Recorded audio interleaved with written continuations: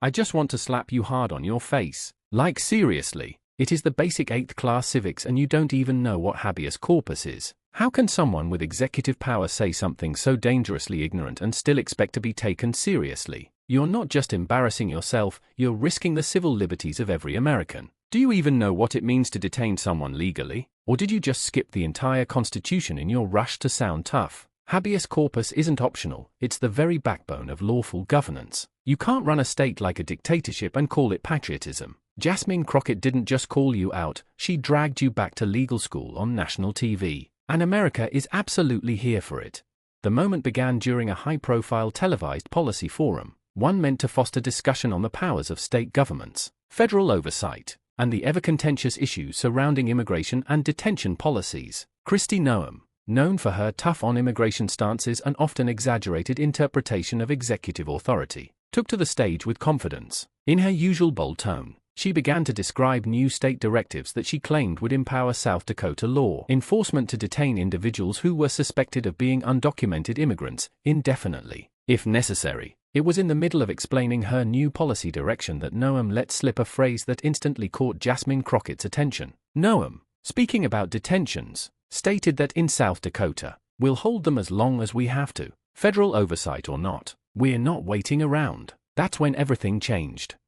Jasmine Crockett, who had been listening attentively, leaned forward. Her demeanor shifted from contemplative to incredulous, and in that moment, it was clear something seismic was about to unfold. You don't even know habeas corpus, Crockett said, slowly, firmly, and without hesitation. The air seemed to evaporate from the room. It wasn't just a critique, it was an alarm bell. Crockett wasn't attacking Noem's policy in vague political terms. She was exposing a stunning lapse in constitutional literacy from a sitting governor. And with that, she began to unpack the grave implications of what Noem had just suggested. Crockett explained that habeas corpus is not an optional guideline or a relic of a bygone era. It is a foundational protection, the right of any individual to challenge unlawful detention before a court of law, codified in the U.S. Constitution under Article 1, Section 9. It is a cornerstone of due process. Crockett reminded the panel and viewers at home that habeas corpus predates the U.S. Constitution itself, tracing back to the Magna Carta in 1215. The entire point of our justice system, Crockett declared, is that no one, not even a governor, gets to play judge, jury, and jailer. Noem attempted to interrupt, her voice cracking under pressure, but Crockett wasn't having it. With each word, she methodically deconstructed Noem's argument, laying bare the dangerous precedent that would be set if any state official could sidestep due process in the name of executive power. You don't get to detain people just because you feel they're a threat. That's not law, that's tyranny, Crockett stated. Her tone was impassioned, but grounded, a lawyer reminding the country that our liberties hinge on leaders who understand and respect the law. As she spoke, it became increasingly clear that this wasn't just about Noem's comments. It was about holding power to account in an era when misinformation and disregard for civil rights have become disturbingly normalized. Then came one of the most devastating lines of the night. Crockett, looking directly at Noem, said, "You swear an oath to the Constitution, and yet you seem to have skipped the parts that don't flatter your politics." It was a sentence that stung not just because it was true, but because it exposed the hypocrisy that has pervaded too many corners of American leadership. Crockett went on to say that the principle of habeas corpus is what separates a democratic nation from a police state. Our prisons aren't supposed to be black holes for people the government dislikes. She continued, if we start jailing people indefinitely without trial, without legal recourse, then we've abandoned everything America was meant to stand for. As the debate wore on, Crockett broadened the scope of the conversation, linking Noem's rhetoric to a troubling pattern seen across several states, a pattern of executives leveraging fear to undermine constitutional rights.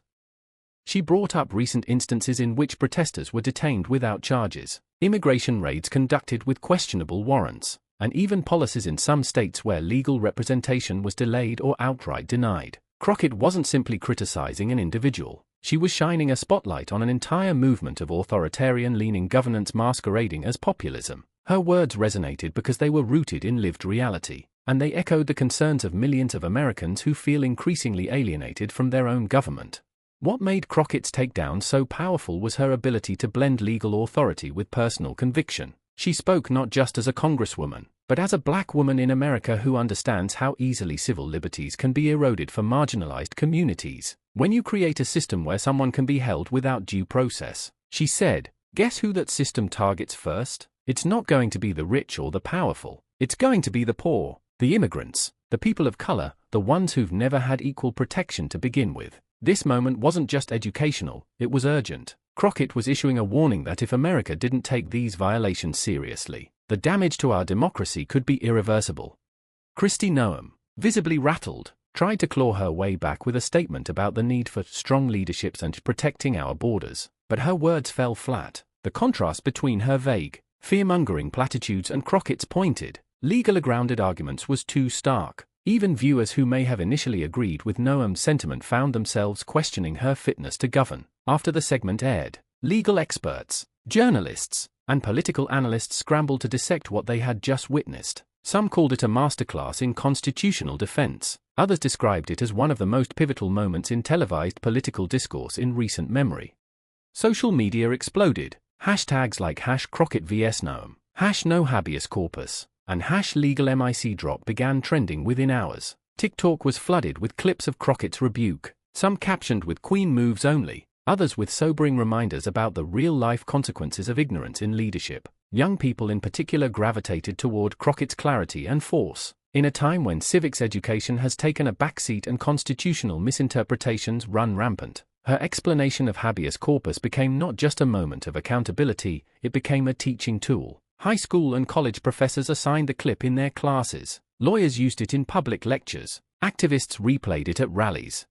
But Jasmine Crockett didn't stop there. In follow-up interviews, she continued to educate the public on the importance of constitutional literacy. She emphasized that understanding the law isn't just for lawyers, it's for every citizen. You don't have to be a legal scholar to know when your rights are being violated, she said in one post-interview, but it helps when your leaders are actually educated enough to recognize the violation before it happens. Her post-appearance messaging wasn't self-congratulatory, it was a call to action. Crockett urged Americans to stay informed, to challenge their leaders, and to demand competence as a baseline, not a bonus. Noem, for her part, issued a lukewarm clarification the next day, claiming her words were misinterpreted and that she respects constitutional law. But by then, the damage was irreparable. The country had already seen the contrast, and overwhelmingly, it sided with knowledge over noise. Polls showed a spike in favorability for Crockett among independents and even some moderate conservatives. Editorial boards published pieces urging politicians to take constitutional education more seriously. Even some of Noem's own allies quietly admitted that the governor had faltered badly and that Crockett had outmatched her on every level. The lasting impact of that night is still unfolding. What started as a policy discussion turned into a nationwide lesson in the importance of constitutional awareness. Jasmine Crockett's intervention was not planned. It wasn't part of a strategy to go viral. It was a moment of instinct, of clarity, of courage, and it resonated because America is hungry for leadership that is not only impassioned, but informed. In Crockett, many saw a rare blend of both. This is not just about one debate. It's about the urgent need to expect more from our leaders. It's about insisting that those who wield power actually understand the responsibilities that come with it. It's about remembering that the Constitution isn't a relic. It's a living promise, one that demands constant defense and constant vigilance. And in that moment, Jasmine Crockett stood up not just for herself, not just for the principle of habeas corpus, but for every American who believes that liberty, once taken for granted, can be lost in silence.